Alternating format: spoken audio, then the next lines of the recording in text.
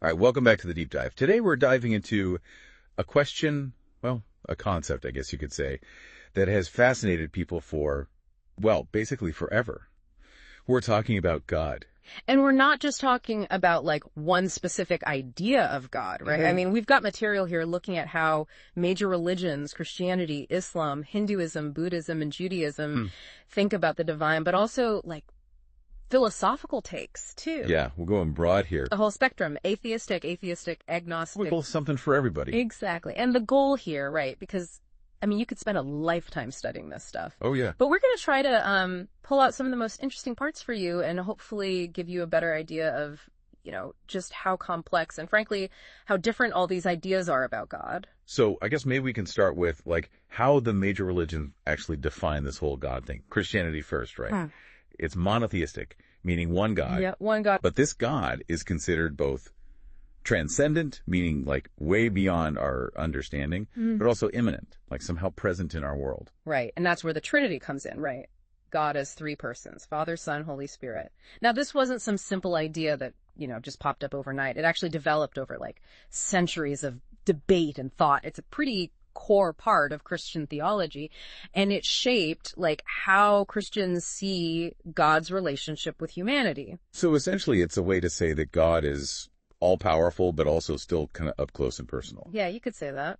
Then you've got Islam, which centers on Allah as like the only creator and sustainer of everything. So very much a monotheistic tradition as well. Absolutely. Strict monotheism is key here. They even have a word for it, tawhid, which means like absolute oneness. But what's really interesting about Islam's idea of God is the focus on Allah's mercy and compassion. You see this in their 99 beautiful names, the Asma al-Husna, which basically lists out all these like divine qualities, like being merciful, just all-knowing. So Allah is transcendent, right? Beyond our understanding. But then there's also this sense of God being pretty close, right? Exactly. That's a good point. And that idea is, well, I mean, it gets even more complicated because they also have this concept of qadar, which is like divine will, but they still say that humans have responsibility for their actions. So it's a whole debate about how much free will we have, within a divinely ordered world. And then we move to Hinduism and things get even more interesting. Well, with Hinduism, you're not even talking about a personal God in the same way, right? Not quite. This is where you run into Brahman. Think of it more as the ultimate reality, like the source of everything, the essence of existence. They even describe Brahman as Satchit Ananda, which basically means being, consciousness, and bliss, all wrapped up into one. Okay, now this is where it starts to get a little mind-bending for me. So Brahman is gender neutral, but then it also kind of manifests in these different forms, like Brahma, Vishnu, and Shiva. They call it the Trimurti, which represent like creation, preservation, and destruction. Exactly. So it's like this ultimate reality playing out in different roles. But how does that work if it's just one thing? Well, that's where you get the distinction between Nirguna Brahman and Saguna Brahman. Nirguna means like without attributes, so kind of impersonal. But Saguna Brahman is with attributes. So in that sense, it's more like a personal God. So Hinduism is kind of saying that the ultimate reality can be both impersonal and personal. Pretty much. And then, of course, you've got Buddhism, which kind of throws a wrench in the whole thing. Well, Buddhism stands out because it doesn't really have this idea of a creator God, right? Right. I mean, they don't necessarily deny that other beings, like devas, exist, but they don't think those beings created the universe. It's not really central to Buddhist teachings. Their focus is more inward. Right? Yeah, the goal is personal enlightenment, reaching nirvana. So Buddha, he didn't really get caught up in these big metaphysical questions about a creator because, well, it wasn't seen as like directly helpful in achieving liberation, you know? Yeah, makes sense. So it's a pretty different perspective.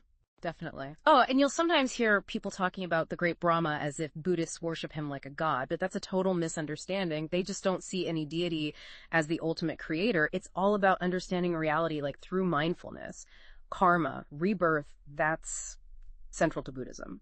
Then we come back around to monotheism with Judaism and Yahweh, the God of Abraham, Isaac, and Jacob. So again, this idea of a God who is both beyond the world but also involved in it. Yep. And this God has like unique and perfect attributes. Omnipotent, omnipresent, omniscient, the whole deal. They also don't depict God in any images. Right. No graven images. That's a big no-no. The covenant, the Brit, is super important too. It's like this foundational agreement between God and the Jewish people, establishing this special relationship between them. And you'll see different names for God used in Jewish tradition, like YHWH, Elohim, Adonai, and they all kind of reflect different aspects of the divine. Now, you'll find varying interpretations of this, throughout history, but generally speaking, it's a personal God. So as we go through all these religions, you can see some of the same ideas popping up, right? Like God being powerful, knowing everything, being everywhere. Absolutely. But the way they understand these attributes, it's all so different, And you mentioned earlier, like the difference between a personal God versus an impersonal God. That's a pretty fundamental difference, right? Huge. Yeah, huge. I mean, like, take omnipotence, for example, the idea that God can do absolutely anything. That leads to, like, these crazy philosophical questions. Can God, for example, create a rock so heavy that he can't lift it? I mean, is that even logically possible? And then you have omniscience, God knowing everything. That raises all sorts of questions about, free will. If God knows everything we're going to do we really have a choice? It gets complicated fast. Really fast. And then on a more practical level, thinking about God as a personal being means you can have this, like, direct relationship. But it can also lead to, people thinking of God in very human terms. On the other hand, an impersonal God emphasizes transcendence, like God being totally beyond our grasp, but then God might feel, kind of distant and unrelatable. So it's this trade-off between feeling close to God and understanding God's power and otherness, I guess. Exactly. And we can't forget about the whole morality question. God, or the idea of God, plays a huge role in how many of these religions see right and wrong. Yeah, whether it's through divine commands, like rules that come directly from God, or some kind of cosmic order, or principles for achieving enlightenment, they all have systems for ethical behavior. And it seems like even when there isn't a creator God, like in Buddhism, they still have a strong emphasis on morality. Yeah, and that shows how morality doesn't have to be tied to the belief in a deity, right? It can come from other places. So what's the takeaway here? I mean, God, or the concept of God, is so incredibly diverse and, frankly, kind of complicated. Well, yeah, this has really just been scratching the surface. It's just a little dip in the pool. But hopefully it's given you a little better understanding of, like, how different people throughout history and across the globe have thought about this. And how they still think about it today. Right. It really is a journey. And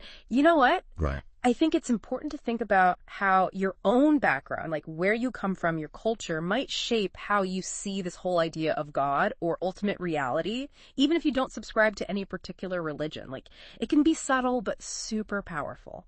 That's a great point. A good place to leave it for today. Thanks for diving deep with us.